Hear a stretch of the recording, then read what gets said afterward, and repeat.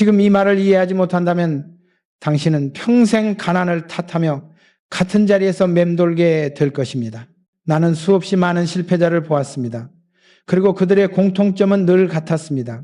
환경을 원망했고 운명을 핑계로 삼았으며 결국 아무것도 바꾸지 않았다는 점입니다. 그날 새벽의 항구를 아직도 잊지 못합니다. 짠내가 섞인 차가운 공기가 폐 깊숙이 파고들었고 녹슨 크레인이 느릿하게 움직이며 쇳소리를 냈습니다. 내 앞에는 막 도착한 자재를 실은 배가 있었고 그 배 뒤에는 아무도 책임지지 않으려는 현실이 버티고 있었습니다. 돈은 없었습니다. 인맥도 없었습니다. 가진 것이라고는 손바닥에 밴 기름 냄새와 머릿속에서 지워지지 않는 한 가지 질문뿐이었습니다. 왜 어떤 사람은 같은 출발선에서도 끝내 부자가 되고 어떤 사람은 평생 가난에 머무는가? 그 순간 나는 깨달았습니다. 가난은 통장 잔고의 문제가 아니라 생각의 방향이라는 것을 말입니다. 사람들은 늘 말합니다. 시작이 달랐다고, 배경이 달랐다고, 운이 없었다고. 그러나 나는 그 항구에서 똑같은 조건의 사람들을 보았습니다.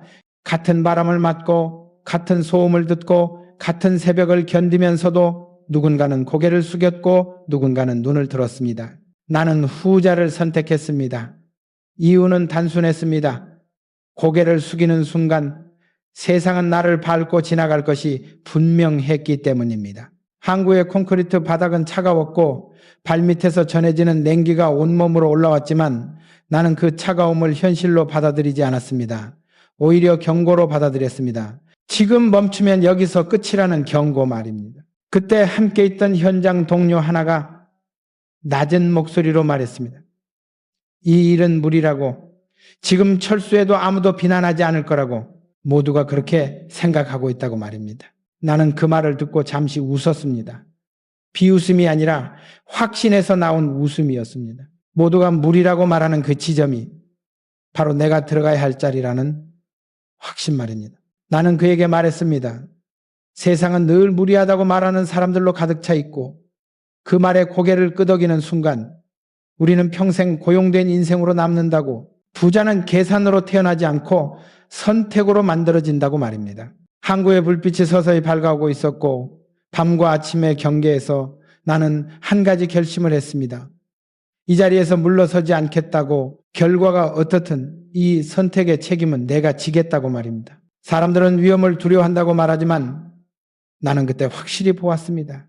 진짜 두려운 것은 위험이 아니라 변하지 않는 자신이라는 사실을 말입니다. 가난한 사람들은 늘 안전을 먼저 계산합니다. 실패했을 때의 손해를 먼저 떠올립니다.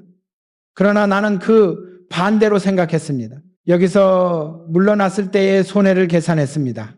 평생 후회하며 살게 될 손해 말입니다. 항구의 공기는 점점 소란스러워졌고 사람들의 발걸음이 빨라졌지만 내 머릿속은 오히려 고요해졌습니다. 이 선택이 나를 어디로 데려갈지 알 수 없었지만 한 가지는 분명했습니다. 이 자리를 선택하지 않으면 나는 절대 억만장자가 될 수 없다는 사실 말입니다. 부자가 되는 길은 언제나 불편한 자리에서 시작됩니다. 모두가 피하고 싶어하는 책임의 중심에서 시작됩니다. 그 사실을 모른 채 요령만 찾는 사람은 끝내 요령에 잡아먹힙니다. 나는 그 항구에서 돈을 본 것이 아니라 방향을 보았습니다. 숫자가 아니라 태도를 보았습니다. 그리고 그 태도가 인생을 얼마나 잔인하게 갈라놓는지도 보았습니다. 그날 이후 나는 가난을 변명으로 삼지 않았습니다. 가난을 통과해야 할 관문으로 삼았습니다. 넘어야 할 산으로 보았지 머물집으로 여기지 않았습니다. 만약 지금 이 이야기가 불편하게 들린다면 그건 틀렸기 때문이 아니라 정확히 맞기 때문입니다. 진실은 늘 불편하기 마련이니까요. 하지만 여기서 한 가지 질문이 남습니다. 같은 결심을 했다고 해서 모두가 기회를 잡을 수 있을까요? 아니면 기회는 또 다른 조건을 요구하는 것일까요? 그 대답은 다음 이야기에서 분명히 드러날 것입니다.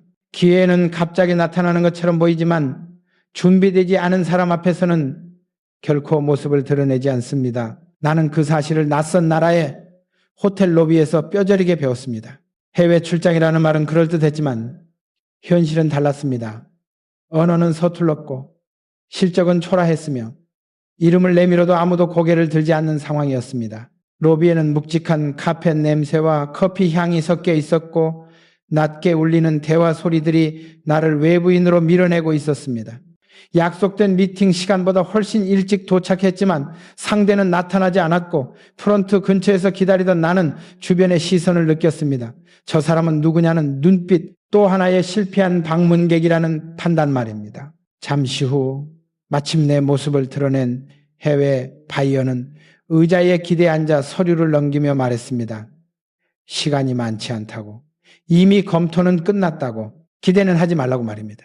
그 순간 나는 알았습니다. 이 자리는 계약을 따내는 자리가 아니라 나라는 사람을 증명해야 하는 자리라는 것을 말입니다. 많은 사람들은 이런 상황에서 조건을 설명합니다. 가격을 낮추고 기간을 늘리고 약속을 쏟아냅니다. 그러나 나는 다른 선택을 했습니다. 나는 그에게 내가 무엇을 해줄 수 있는지가 아니라 내가 무엇을 책임질 수 있는지를 말했습니다. 실패하면 어떻게 할 것인지, 문제가 생기면 누가 앞에 설 것인지를 말했습니다. 그는 잠시 나를 바라보았습니다. 처음으로 서류에서 눈을 떼고 내 얼굴을 보았습니다. 그 짧은 침묵 속에서 나는 기회를 느꼈습니다. 조건이 아니라 태도를 평가하는 시간이라는 것을 말입니다. 나는 말했습니다.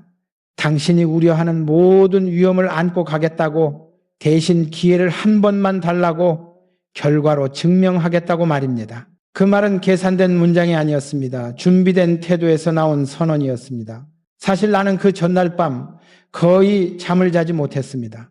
실패할 가능성, 돌아가야 할 현실, 비웃음의 표정들이 머릿속을 스쳤지만 동시에 한 가지를 반복해서 되뇌었습니다.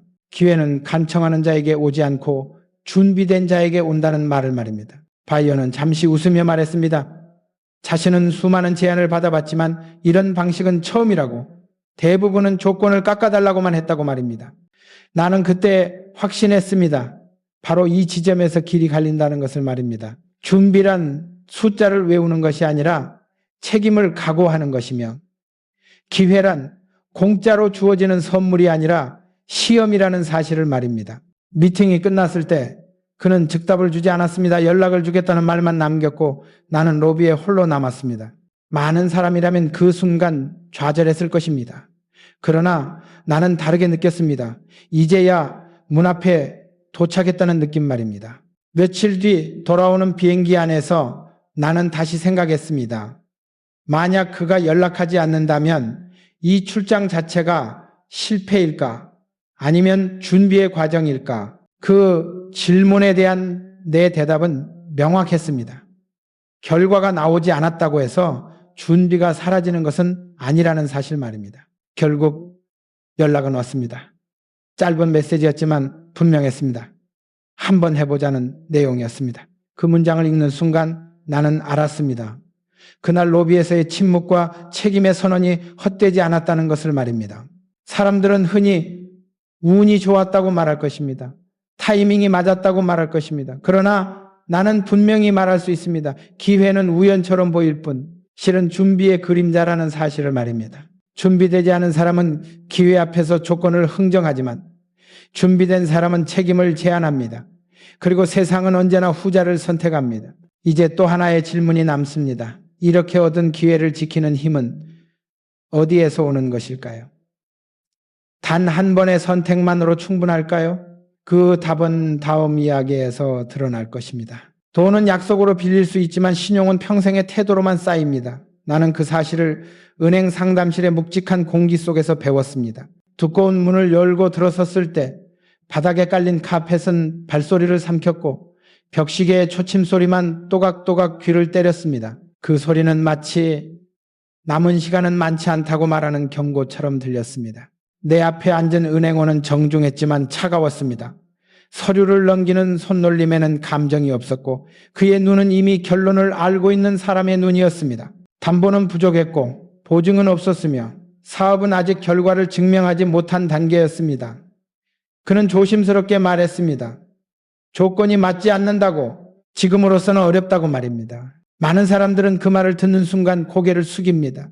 사정을 설명하고 상황을 호소하고 언젠가 갚겠다는 약속을 늘어놓습니다. 그러나 나는 그날 다른 선택을 했습니다. 나는 변명하지 않았습니다. 환경을 탓하지도 않았습니다. 대신 내가 책임질 수 있는 범위를 정확히 말했습니다. 언제까지 어떤 결과를 만들겠는지, 실패하면 어떤 대가를 치르겠는지를 분명히 했습니다. 은행원은 잠시 펜을 내려놓고 나를 바라보았습니다. 그 눈빛에는 의외라는 기색이 스쳤습니다. 그는 아마도 수많은 사람들의 간절한 말들을 들어왔을 것입니다. 그러나 책임을 전제로 한 말은 많지 않았을 것입니다. 나는 말했습니다. 돈을 빌려달라고 온 것이 아니라 신용을 맡기러 왔다고. 이 사업이 실패하면 나는 다시는 이 은행 문을 두드리지 않겠다고 말입니다. 그 말은 협박도 허세도 아니었습니다. 스스로를 담보로 거는 선언이었습니다. 상담실의 공기는 더 무거워졌고 창밖에서는 비가 내리기 시작했습니다. 빗방울이 유리창을 두드리는 소리가 마치 질문처럼 반복되었습니다. 정말로 그 책임을 감당할 수 있느냐고 묻는 소리 말입니다. 그 순간 나는 스스로에게 다시 물었습니다. 돈이 없어서 두려운가? 아니면 신용을 잃는 것이 두려운가? 그리고 나는 명확히 답했습니다. 돈은 다시 벌 수 있지만 신용은 한번 무너지면 다시 세우기 어렵다고 말입니다. 은행원은 길게 숨을 내쉬며 말했습니다. 이런 방식은 위험하다고, 전례가 많지 않다고 말입니다. 나는 고개를 끄덕였습니다. 맞는 말이라고. 그러나 전례가 없는 길만이 새로운 결과를 만든다고 덧붙였습니다. 그는 즉답을 주지 않았습니다. 내부 검토가 필요하다고 말했고 나는 자리에서 일어났습니다. 문을 나서며 나는 한 가지를 느꼈습니다. 결과와 상관없이 나는 이미 중요한 선택을 했다는 사실을 말입니다. 사람들은 흔히 돈이 사람을 평가한다고 믿습니다. 그러나 나는 그 반대로 생각합니다. 사람이 신용을 만들고 그 신용이 결국 돈을 부른다고 말입니다. 며칠 뒤 연락이 왔습니다. 일부 조건을 수정해보자는 제안이었습니다. 전부를 얻은 것은 아니었지만 문은 열렸습니다. 그때 나는 확신했습니다. 신용은 한 번의 거래로 완성되는 것이 아니라 매 순간의 태도가 쌓여 만들어진다는 사실을 말입니다. 이후 나는 돈을 다룰 때마다 이 원칙을 잊지 않았습니다. 숫자를 맞추는 것보다 약속을 지키는 것을 우선했고 단기 이익보다 장기 신뢰를 선택했습니다. 그래서 시간이 걸렸고 그래서 때로는 손해를 보았지만은 그 선택들은 결국 나를 더 큰 판으로 이끌었습니다. 신용은 눈에 보이지 않지만 위기의 순간 가장 먼저 모습을 드러냅니다. 그리고 그 신용이 없는 사람은 아무리 많은 기회를 잡아도 끝내 지켜내지 못합니다.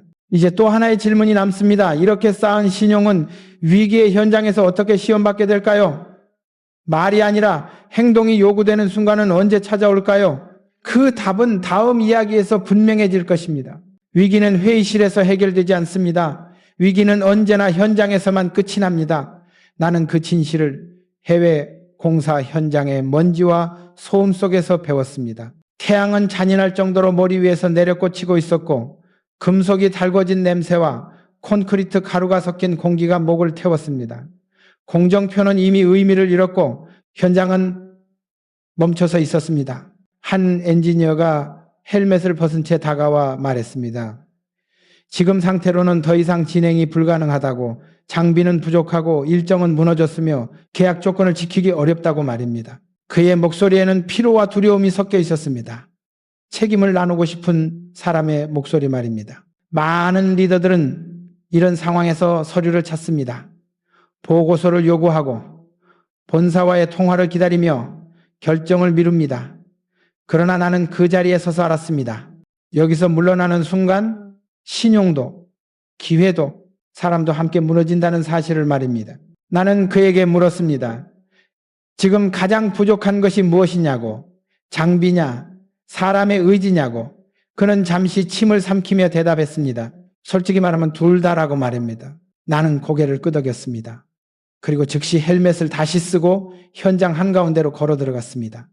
말이 아니라 행동이 필요한 순간이었기 때문입니다. 사람들은 리더가 지시만 내리길 기대하지만 위기에서는 방향을 보여줘야 합니다.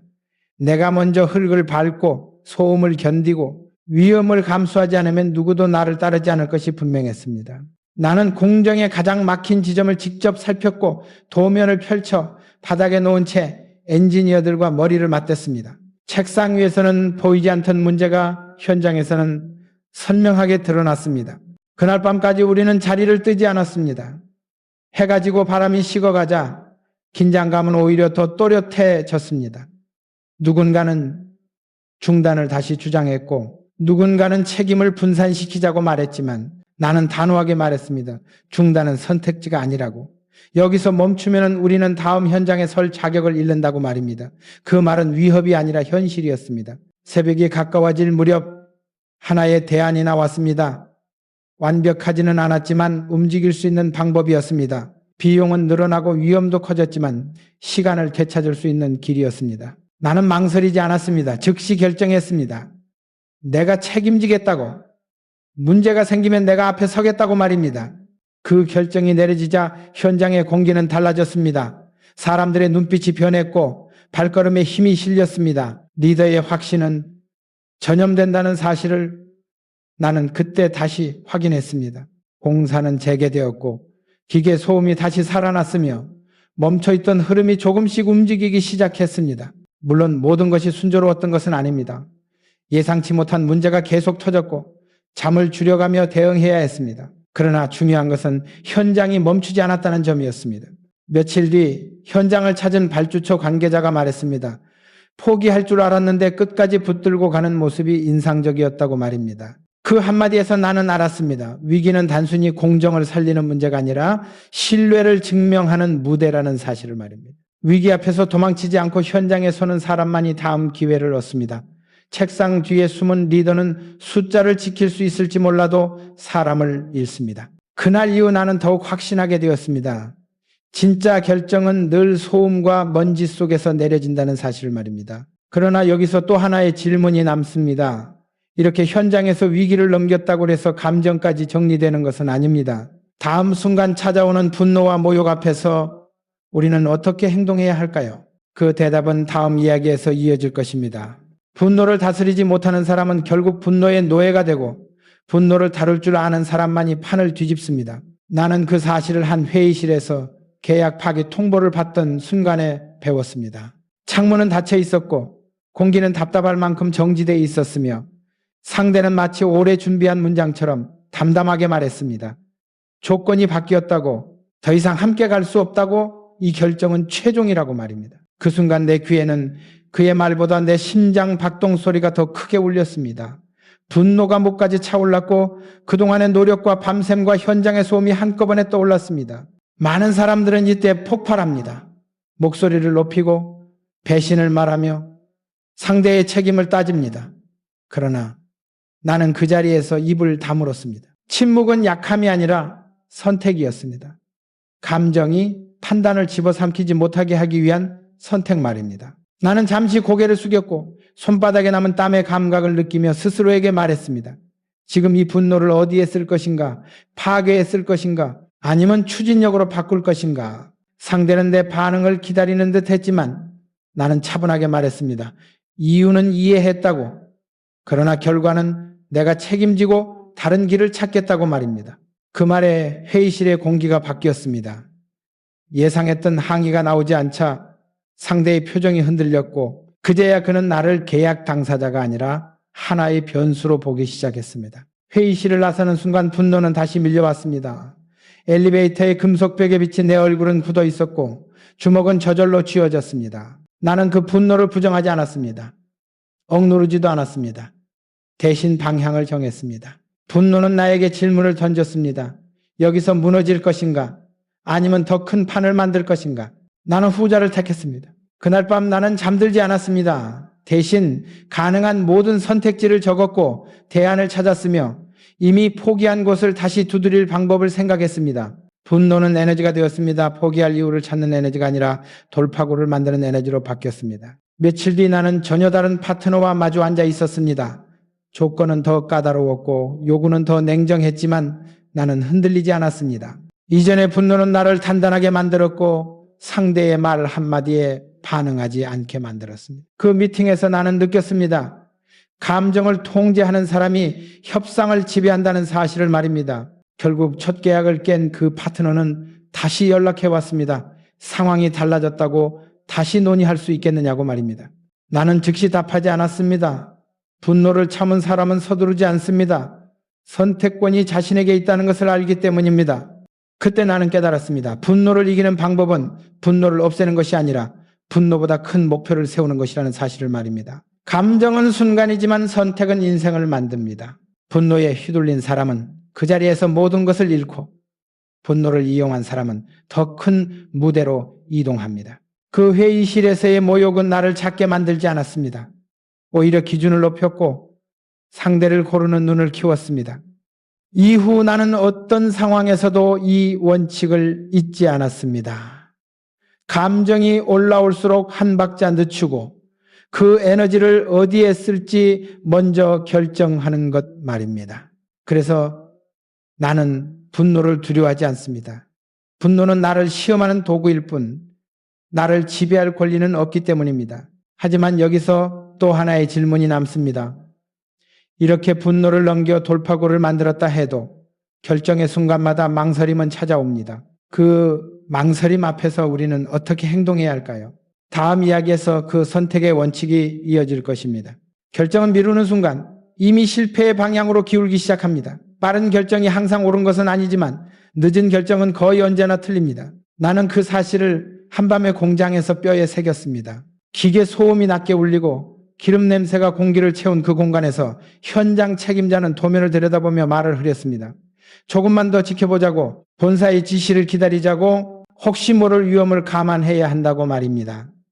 그의 말은 조심스러웠고 논리적이었지만 그 조심스러움이야말로 가장 큰 위험이라는 것을 나는 알고 있었습니다. 현장은 기다려주지 않습니다.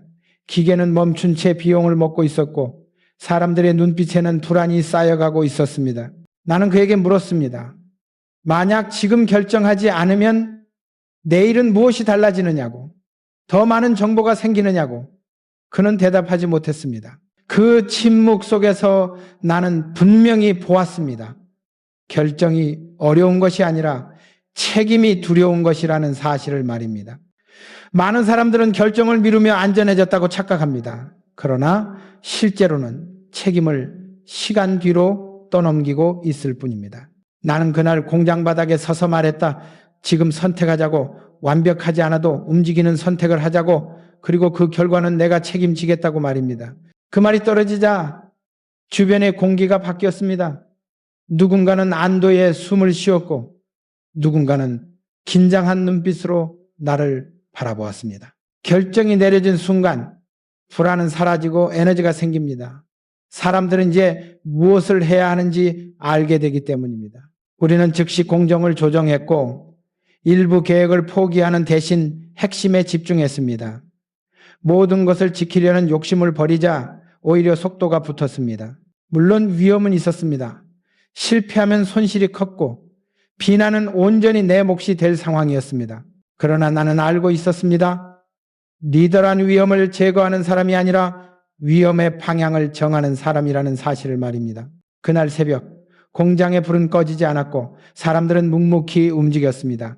결정이 내려졌다는 사실 하나만으로도 현장은 다시 살아났습니다. 이후 결과는 완벽하지 않았지만 충분했습니다. 약속한 시간은 지켰고 신뢰는 유지되었습니다. 그 경험은 나에게 또 하나의 원칙을 남겼습니다. 결정은 빠를수록 좋지만 책임은 끝까지 가져가야 한다는 원칙 말입니다. 결정만 하고 사라지는 리더는 사람을 잃고 책임만 지고 결정을 미루는 리더는 기회를 잃습니다. 나는 이후 어떤 선택 앞에서도 이 기준을 적용했습니다. 지금 결정하지 않으면 무엇을 잃는지부터 계산했고 그 손실이 두렵다면 차라리 과감히 선택했습니다. 사람들은 종종 말합니다. 실패가 두렵다고. 그러나 나는 이렇게 말합니다. 실패보다 더 무서운 것은 결정하지 않은 채 흘려보낸 시간이라고 말입니다. 그 시간은 누구의 책임도 되지 않지만 결국 가장 큰 비용으로 돌아옵니다. 그 밤에 공장에서 나는 다시 한번 확신했습니다. 부자는 판단이 빠른 사람이 아니라 판단의 결과를 끝까지 감당하는 사람이라는 사실을 말입니다. 하지만 여기서 또 하나의 질문이 남습니다. 이렇게 결정을 내리고 책임을 지는 과정에서 사람들은 왜 떠나기도 하고 왜 남기도 할까요? 돈과 조건만으로 설명되지 않는 그 차이는 어디에서 비롯될까요? 그 답은 다음 이야기에서 이어질 것입니다. 돈은 붙잡아 두면 도망가고 사람은 믿어주면 남습니다. 나는 그 단순한 진실을 수백 명이 모인 강당에서 다시 확인했습니다. 마이크 앞에 서기 전 공기는 묘하게 무거웠습니다. 박수는 형식적이었고 시선은 갈라져 있었습니다. 성과는 있었지만 마음은 흩어져 있던 순간이었습니다. 그때 한 젊은 인재가 조용히 다가와 말했습니다. 더 큰 조건을 제시받았다고, 떠나는 것이 합리적인 선택 같다고 말입니다. 그의 말에는 욕심보다 계산이 더 많았고 그 계산은 틀리지 않았습니다. 많은 리더들은 이때 돈을 꺼냅니다. 보너스를 말하고 직함을 약속하며 붙잡으려 합니다. 그러나 나는 다른 선택을 했습니다. 나는 그에게 묻지 않았습니다. 왜 떠나려 하느냐고, 대신 무엇이 불안하냐고 물었습니다. 그는 잠시 망설이다가 말했습니다. 여기서는 사람이 숫자로만 평가되는 것 같다고, 자신의 판단이 존중받는지 확신이 서지 않는다고 말입니다. 그 말은 칼처럼 정확했습니다. 나는 그날 강당에서 모두에게 말했습니다. 성과는 중요하지만 사람이 먼저라고, 숫자는 결과일 뿐 기준이 될 수 없다고 말입니다. 사람들은 고개를 들었고 숨소리가 달라졌습니다. 나는 이어서 분명히 했습니다. 실수해도 도망치지 않는 사람을 지키겠다고, 책임을 나누고 공을 독차지하지 않겠다고, 판단의 이유를 숨기지 않겠다고 말입니다. 그 말은 약속이 아니라 규칙이었습니다. 조직은 규칙으로 움직이고 사람은 규칙이 공정하다고 느낄 때 남습니다. 그날 이후 나는 작은 선택들을 바꿨습니다. 보고를 올리는 순서를 바꾸고 현장의 의견을 먼저 듣고 결과가 좋지 않아도 이유를 설명했습니다. 돈으로는 살 수 없는 것이 그때부터 쌓이기 시작했습니다. 신뢰였습니다. 떠나려던 그 젊은 인재는 남았고 대신 조건을 묻지 않았습니다. 맡길 일을 물었습니다. 나는 알았습니다. 사람을 남기는 힘은 급여표가 아니라 존중의 일관성이라는 사실을 말입니다. 시간이 지나 위기가 닥쳤을 때 그 힘은 더 분명해졌습니다. 모두가 불리한 선택을 해야 하는 순간 누군가는 떠났지만 누군가는 남아 밤을 지켰습니다. 그들은 돈 때문에 남은 것이 아니었습니다. 함께 지켜온 기준 때문이었습니다. 조직은 결국 사람의 선택으로 버팁니다. 그리고 그 선택은 평소의 태도에서 결정됩니다. 나는 그 강당에서 또 하나의 원칙을 확신했습니다. 억만장자는 사람을 소모하지 않는다는 원칙 말입니다. 사람을 남기지 못하면 돈도 남지 않습니다. 잠시의 이익은 얻을지 몰라도 다음 판에 설 자격을 잃습니다. 그래서 나는 늘 묻습니다. 지금의 선택이 사람을 남기는가? 아니면 숫자만 남기는가? 이 질문에 정직하게 답하지 못하면 조직은 서서히 비어갑니다. 그러나 여기서 마지막 질문이 남습니다. 사람과 기준을 지켜온 끝에 남는 것은 무엇일까요? 억만장자라는 결과의 진짜 의미는 어디에 있을까요? 그 결론은 다음 이야기에서 마침내 드러날 것입니다.